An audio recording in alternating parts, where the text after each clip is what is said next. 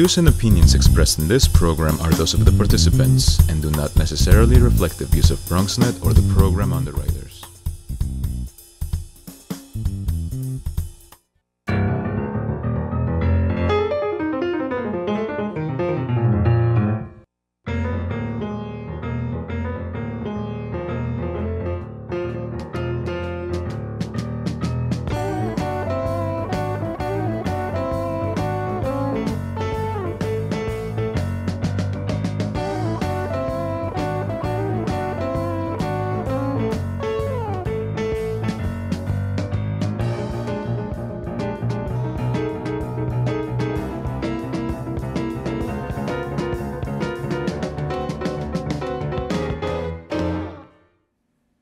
Good evening and welcome to Bronxtalk. Bronx Community Board 9, which includes the neighborhoods of Parkchester, Soundview, and Castle Hill, has a new district manager. And when he got the job, he told me he was excited because there were many things he wanted to work on to change things for the better. So in the face of a massive new film studio complex coming to the district and proposals for ferry service and a Metro North station mixed in with the challenges of the closing of a landmark business and trying to fight off unwanted facilities, we bring District Manager William Rivera into the program, along with one of the Community Board members to talk about every and anything in Community Board 9. If you want to weigh in about anything going on in CB9 or anything relating to your own neighborhood or community board, then please call in at 718-960-7261, or you can email questions or comments to us at bronxtalk@bronxnet.org. You put them on our Facebook page, and we'll read them on the air during a future edition of our program. For the here and now, the aforementioned excited District Manager of Community Board 9, my friend William Rivera. Good evening. Thanks for joining us. Thanks for having us, Gary. And also the Chair of the Board's Planning Committee, Nicholas Hamidian. Mr. Hamidian, thank you for joining us. Thank you, sir, for having me. So why the excitement? When you had been the chair, when you got the position of District Manager, you were just really excited, and you're dressed in your CB9 gear. What's the excitement in Community Board 9? The Board 9 is one of the biggest board in the Bronx. By population is the biggest, nearly 200,000 people, as you're probably going to mention, it was mentioned before. And we're just really excited. It's a lot of changes happening in the board. We're an advisory board. As you know, community boards are the most local form of government in the city of New York. We're like the ambassadors between the community and the city agencies and the merchants. So we really want to represent the interests of the people in our community, and there's nothing exciting than that, and becoming a district manager and doing that and running the day-to-day operations for the community board. So it's real exciting. There's a lot of things coming down the pipe in the community board, and we're all going to be involved with that, all the board members and the committees. Probably starting with the Giuliani administration many years ago now, community boards were stripped of their budgets. They were stripped of, in many cases, of their personnel, and really in many cases their influence in government and in controlling what goes on. Do you feel like you can get things done? And I've heard it, and we've had it on this show a number of times, community board chairs and district managers saying, well, you know, if only we had control, if only we had a bigger budget, if only we had more personnel. Can you get it done in the face of that? It's just doing more with less, and I think we can. And you're right, I'm glad you brought that up. Right now, the city community board's at 234,000. It's been increased from 206 with this current administration. Right. But we've been at 206,000 for a very long time, cutting staff. We were called planning boards. We had a lot more teeth. So I'm glad you mentioned that, because that's where we're focused on, and getting more empowerment of the local community, and I'm glad this administration has increased the boards. I think we need more, but we're in the right direction, and I'll be advocating with that. I'm sure the other district managers will as well, and all the community boards. Nicholas, you are the chair of the planning committee. Now, from where I sit and the numbers of people I talk to in the Bronx, people look at developments going on and they say, well, that was good, but that was not good, or why did they put that next door to this? Right. But you guys are, I guess, maybe the exception to the rule. You're excited about planning. Talk to me about opportunities in planning. I know you have a planning document out there. Explain all of those kinds of things and what you're looking forward to do. Well, right now there's a lot going on in our district, in our community. There's a lot of new development that's happening in the area. There's a lot of new economic development that's happening in the area. York Studios is one of the new ventures that was coming into the Soundview portion of the Bronx, which is going to create nearly 460 or approximately 460 new jobs in the community, and it should create somewhere in the avenue of about $100 million in revenue for the city itself. So apart from that, we also have a lot of development happening with new construction that is coming into the Bronx, and the thought of the Bronx, the old thought of the Bronx being a place where it wasn't a good place to live is now changing to the fact of where it's a great place to live. We talk on this program, and I probably chronicle it as much as anybody, of development, good development. Certainly the film studio sounds like as an exciting an adventure or a venture that we could have. But along with that, every time something is proposed that is going to bring jobs or bring revenue or raise the profile of the Bronx or raise the economic status, there are many people concerned, well, guess what? Here's gentrification. I'm the one that's going to get cut out. Many of my neighbors, my family, we're not going to have a place to go. Is that a concern of yours? Well, I think gentrification is probably a concern across the board to all the board members. It's something that we discuss on a fairly regular basis. But part of gentrification, I believe, comes from the fact of all the economic development that could take place. And because of that, there are concerns that the actual gentrification could actually happen. Whether we believe that to be or not is yet to be seen. Is there something you can do from the planning end to either to prevent it or forestall it, or at least make sure that the people who have been here and lived here are the ones who benefit?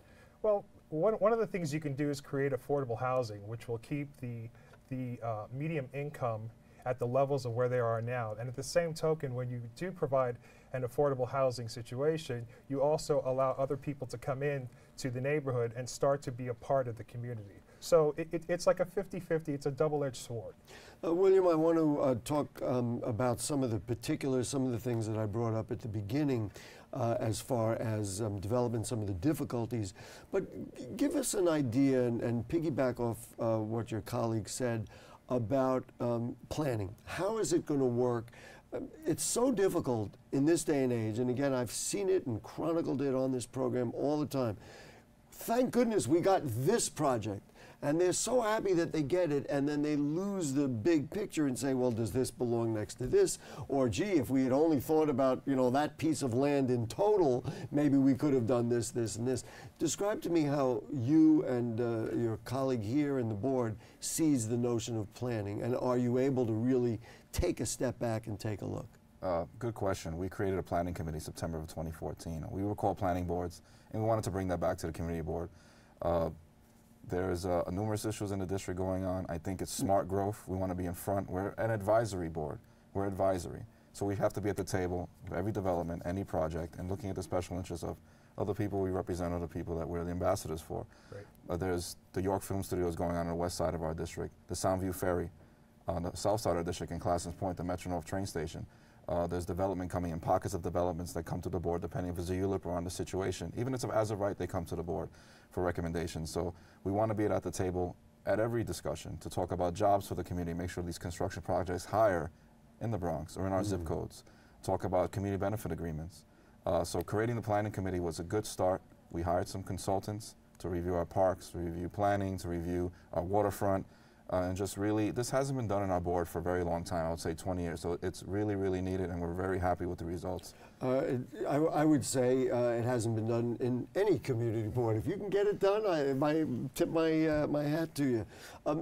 The film studios, let's use that as an example. So here's an industry coming in. I mean, maybe there are some people in the district who can benefit from being, you know, from getting jobs there or whatever. I mean, I'm not aware that Community Board 9 in particular has employees who are skilled in, you know, the film trades. How do you make sure that the Bronx really benefits and it's not other people coming in from elsewhere? Well, you have the Bronx Overall Economic Development Corporation. You have elected officials in a round table that will ensure that we get what we need in the Bronx. We have the only 4-year high school cinema in our district, which I know isn't very active and looking to work with this film studio. So united and working with our elected officials in collaboration, we could really make it happen. Planning is critical, and it's so important to me and the board.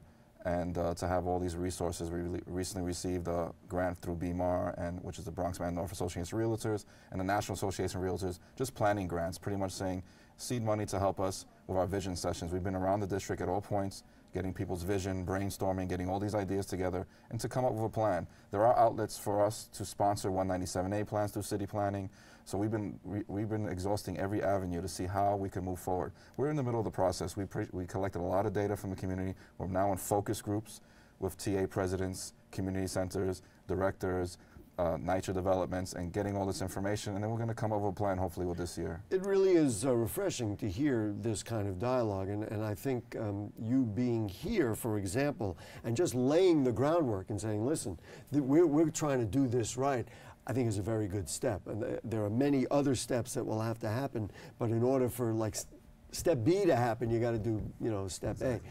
Elizabeth is calling in. We'll say hello to Elizabeth. How are you? Hi, how are you? Elizabeth? I mean, I hear somebody there. Is she going to talk to us? All right. If not, we'll move on. If we do get her back, you let me know. You mentioned, and I'm going to ask your colleague to weigh in. You mentioned that there are issues. What are the issues? What are the things you see as most difficult that you have to deal with? There's a lot of issues.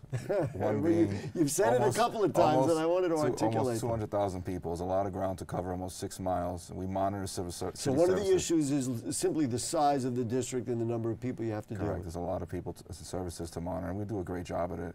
There's always public safeties in mind, and there's right now, currently, there's a shelter proposed in our district that there's community pushback. There's one hotel being built that's community pushback in the east side of the district. It's a hotel, but not a reputable income-generating hotel. We yet to be seen. We don't know. Yeah. We don't know. What the owners are proposing. Give me some talk detail. Where is that going to potentially? That's going to be on near Bruckner Boulevard and Zariga, so near the old Whitestone Cinema. It's not too far, right over the drawbridge, and it's going to be a hotel that the owners are saying going to be catered to the golf course, LaGuardia Airport. Sounds great when you talk about it, but at the end of the day, I think it's going to turn into what they're not talking about, some bad elements. Is it a chain, a reputable chain? No, not at this time. It's not. Yeah, well, that would, of course, raise flags. We don't know what flag yet. And then there's another hotel possibly in the west side of the district. So there's projects coming down through the community that are either as of right, that we have no say, or we don't know. And the community is concerned about that. Nicholas, what do you do? I mean, how do you fight them? Because every community in the Bronx, and maybe even in the city, is dealing with this kind of thing. Well, it all depends on what you want to fight about in the first place. So if we're talking about the hotel, a lot of the times what we do is create petitions, and we gather the community together to get the information based upon what the hotel is trying to create. And we want to know as a community that this is, in fact, a legitimate hotel and not something that down the pike may be transferred into another shelter or some type of other facility. So that's... sounds like strong community action is what you're telling me. Correct. Yeah. Let's go to the phone now. We say we have Deborah. So let's say hello to Deborah. I guess we didn't have Elizabeth. Now we have Deborah. Deborah, how are you? No? Are we going strike 2 on that? Let's see, we got a strike. Do we have her? We don't have her. Yes. We're not here now. I hear a busy signal out there. I want to talk about Parkchester, which has kind of had an up and down legacy. We were talking earlier that many years ago, I had done a series when BronxNet had a news show about some very serious issues in Parkchester. The most recent news is not pleasant for residents in that they're talking about immense rent raises. I thought I heard 15%, which is an exorbitant amount of money. Where is that coming from? Is there any pushback? And is that literally gentrification in the making? Good question. It's actually a maintenance increase. I believe not the rent, which still is an increase. And I believe Assemblyman Luis Sepulveda and Senator Diaz have been on top of that. They had a few meetings. A lot of people have shown up. One meeting was almost 500 people. So there's a concern about the rent increase, well, maintenance increase. You're looking at maybe $150 to $200 a month, depending on the size of the unit. That's an immense amount of money for people. It is a lot of money. Fortunately, it's private property. I'm sure the assemblyman, and I think they're trying to look, seeking some legal matters to see if they're doing it properly. But as an agency for the City of New York, that it's a private matter, we could just make sure that they follow within the current laws and regulations. And that's something that has to be done legislatively through the City Council, through the state, to really regulate commercial rent stabilization. That's not really in effect now. Pretty much the Zarros, if the lease ends, I do want to talk about that. the landlord could say, I want to charge this much rent, and that's how much he's going to get. How big a hit, Nicholas, was the Zarros, losing Zarros, one of the most well-known businesses, certainly in the area, maybe in the Bronx. That was a difficult thing. I think I even asked the borough president, what's the cost to the borough, even if economically it's not that great a cost, but for losing it's kind of part of its legacy like that? It was a big loss for Parkchester. A lot of people really relied on the Zarros Bakery shop for a very long time. There's a lot of concern about what's going to take its place. There's also concern about, is this the beginning of other places having to face the same type of situation, that their leases are running out and they're getting into a market rate type situation where they're increasing the square footage of commercial property. Can you have influence over landlords? I mean, commercial landlords, which is a very big deal, and we should talk about what's going on in Parkchester as well. William talked about CBAs and community benefits agreements. Are they willing to deal? Is your sense that they are willing to deal, or at this point it's a runaway freight train? You know, it's really hard. He's shaking his head. It's no. really hard to answer that question, but I would tend to agree with Will. It's probably not something that they were willing to actually come to the table and have a discussion Uniting about. in bad press. The Right. meetings are good, The meetings going are on the good. news, having discussions with the landlords. If Coming on Bronxtalk. if they open up their doors. You know, I'll put in my little pitch, and that is that I wish we could convince property owners that it's to their benefit to do that, because the economics may not be clear at the beginning, but ultimately you'll have a business that interacts with the community and you'll do better. How is that for a pitch? Yeah, and what's Oh, worse, I'm what's sorry. worse, Him and- they might stay empty. I've seen these stores leave because they can't pay the rent, but they're empty a year or two, and the jobs we lose, the tax base we lose, just waiting for that right tenant or high-end retail. The word is that a Boston market was coming to That's that the spot? rumor. That It's is, a rumor, still a rumor. Yeah, We I don't haven't know that confirmed yet. that, yeah. Okay. They swear to me that Deborah's on the phone. Do we have Deborah? No, I'm not hearing her. Is anybody hearing her? Yes, I am here. Oh. Deborah is here. Are we hearing Deborah? okay, I hear Do we that. hear you? Yes. I don't hear I hear you. Deborah. All right, Deborah, ask your question. Yes, I want to know, the word affordable, I want to know exactly what that means, because I had filled out an application for an affordable apartment, but I could not afford it. Huh. So I really want to know what the word affordable means. To Ah, whom? well, It could be get someone- online, Deborah, but I'll certainly ask our guest. Thank you very much. That- Go ahead. Very good Thank question. you. Very good question, Deborah. We talk about this all the time at the board when they come through. What is really affordable? I mean, this is your board is not the only one that has this Every dialogue. board throughout the city, and that's set through HPD and their regulations, housing preservation development, through subsidies through the current developer coming in, depending on the percentage of medium income. And that's also now changing the city council. If it's passed, the new zoning and text amendments, that might have a great change on projects. So, Although many of the boards and all of the ones in the Bronx have voted against that. be correct. So, Okay. as a community board, we have no say on that. That's those AMIs or those that are done through HPT in the city level. We can negotiate percentages, hopefully, depending if it's a EULA process, meaning if somebody's coming in to develop something that's out of the current zoning text, we have a say. That's a uniform land use procedure. They come to the board and we'll vote on it, and then we can ask, we need senior housing. Could we get more senior housing? Could you increase the percentage of affordable housing, the lower end? And there's room to negotiate. Can we ask Deborah to call you, or one to you, I guess it would be, in the office, and see if you can point her in the right direction to have Sure, that sure. dialogue? Community Board 9. I think Community you're going board to pull up line, the we can put information we later. will yeah. put the phone numbers on the very screen. good So question. Deborah, it's a very good question. It's at the there's the phone number for it. It's at the foundation of a lot of the dialogue in the Bronx. I just want to go back to Parkchester. Nicholas, maybe you can be the one to begin to respond to it. A whole host of a whole line of stores are being renovated. Right. We're getting new stuff. What's your vision of that? Is that good development? Is that bad development? Is it half and half? Well, What's your vision of that? My take on it is, I think that you should always go back to the original tenants that have been there for the last 20, 30 years supporting the community, and that they should have some kind of opportunity where they can get in and remain in the places that they're in. So I think it's good to have growth. I also believe it's good to have new businesses come in, but I have a problem when you're, I don't want to use the word pushing people out, but for lack of a better word, pushing people out who have been supporting the community for decades and now are not able to afford it because the square footage is going through the ceiling. And I think something should be said for those people who have been here so long helping the community out. I wonder, I guess it's somewhat a rhetorical question, how we can get somebody to intercede in that dialogue, because that dialogue seems to like travel up here while Zaro's, and there are many other stores, Right. Freilich Jewelers, I remember out in Norwood. I mean, we were Kornblau Hardware over on Broadway. A lot of these long-standing stores have just up the left block from Bronx. Zaro's, there's the record store, that whole block, that whole That's section, right. all they're building a new development, they're all proposed, and all those merchants had to leave. Right.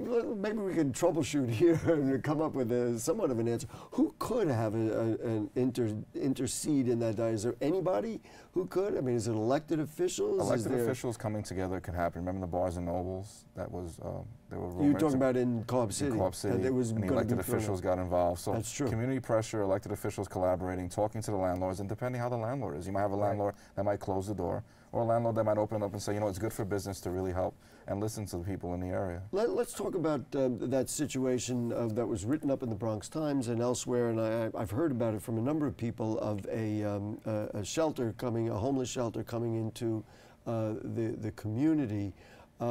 What's the dialogue? Where is that process at this point? The elected officials led the way by Senator Sepulveda and Jeff Klein and Senator Klein and Senator Diaz. Had 2 meetings in the last 2 weeks, very successful. I think the first meeting was over 100 people, the second meeting was almost 300 people. And they got together, and the second meeting, which was this past Saturday, I was there, Samaritan Village came, which is the program or the nonprofit that's going to be proposing the shelter. And they voiced their proposal, what they're going to do there.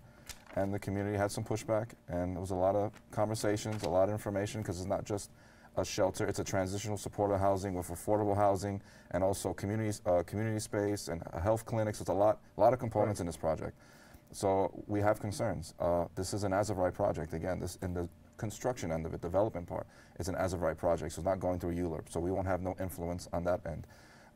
When they do put in their application to the Department of Homeless Services, we'll have a public hearing period, which is only recommendational. So what we're talking about to the community is to get together, fill out a feedback survey we did, which is online. So anybody watching who lives in that area that has concerns could go on our website. There's information on the project. There's a feedback form they can fill out. And we'll use that as we start talking to Samaritan Village, which has been good coming out, and they're going to start an advisory committee. I think the main concern is 200 beds in this project that's going to be transitional shelters, transitional housing, and we don't know the clientele yet, and it's going to be mixed with housing, affordable housing, as you call it. So there are a lot of issues. We're on top of it. And as a community board being recommendational, it's tough, advisory. It sounds like a large part of your job and the way you see being able to deal with it, even if the actual structures are not there to solve your problems, is to bring people together. It sounds like that's the way you view how to get some of these things done. I asked the borough president when he was here. He said during his State of the Borough address that maybe Bronx communities ought to be a little more compassionate when it comes to these things. What do you think about that, especially in light of what your community is saying? Community boards, all the board members don't get paid. They're there because they want to help people. Before this, I was a board member. I didn't get paid.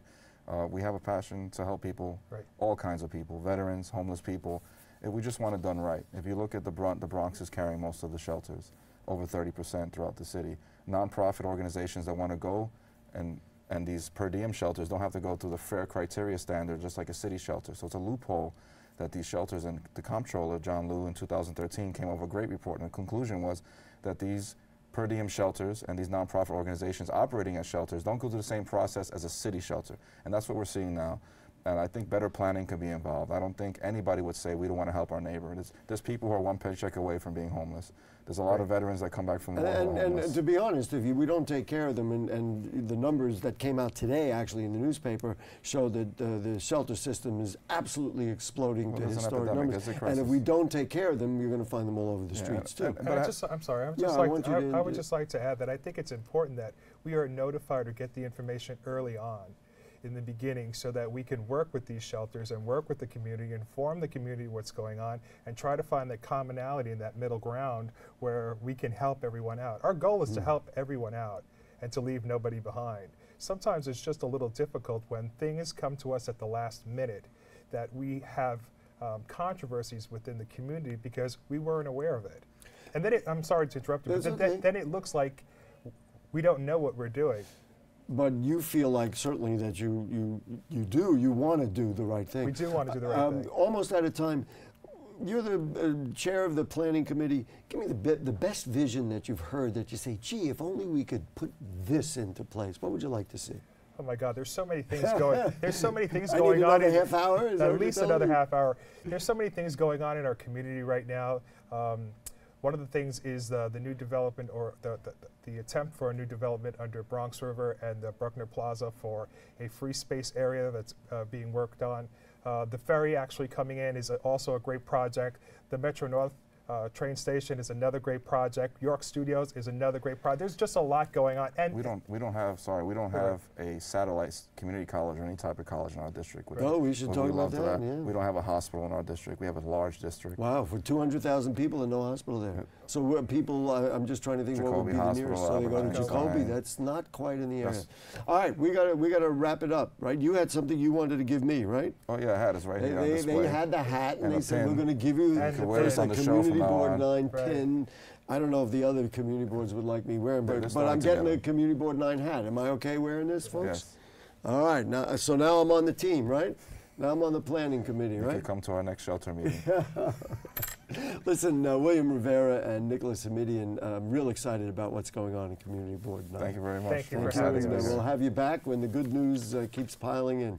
I'm going to take my hat off for a moment so I can read this properly. Listen, we always ask people to write in with questions or comments, and regarding our show with the new city council member in 17, Rafael Salamanca. This came from Anthony on Facebook. His response regarding affordable housing development seemed overly simplistic to me.